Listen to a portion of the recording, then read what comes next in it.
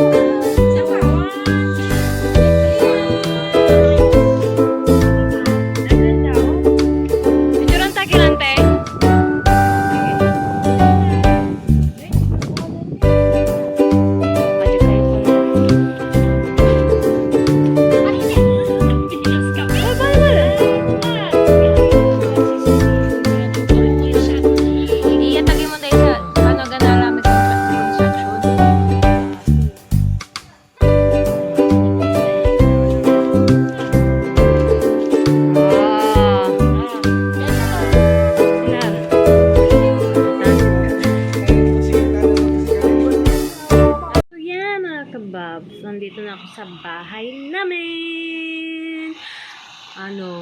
Yung pagpunta nyo po sa Katutubo is meron siya entrance fee na 20 pesos kung hindi ka taga dito sa Aguilar, tapos 15 pesos pag taga dito ka sa Aguilar, tapos pwede kang mag-overnight doon. Ang babayaran nyo po is 12 overnight na 12 hours, kunyari 5 to 5 ganun. So pag to 2 person is 300. Tapos kung may family naman, 4 to 6 person is 500. Yan, by kubo yun. Tapos pwede kayong mag 24 hours kung gusto nyo, basta magdadagdag lang din ng bayad.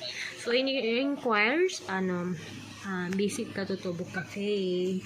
See you next video. Bye-bye!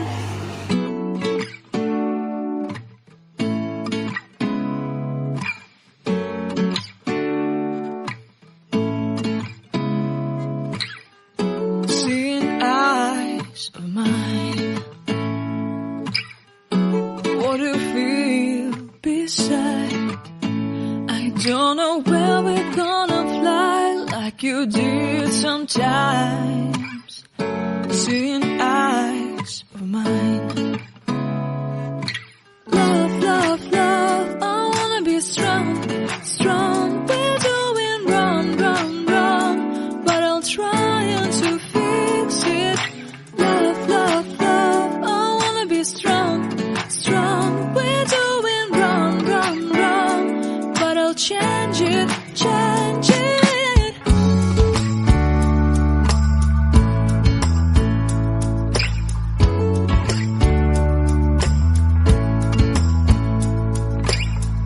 Seeing eyes of mine, you see, there are no trees inside of me. In this desert I can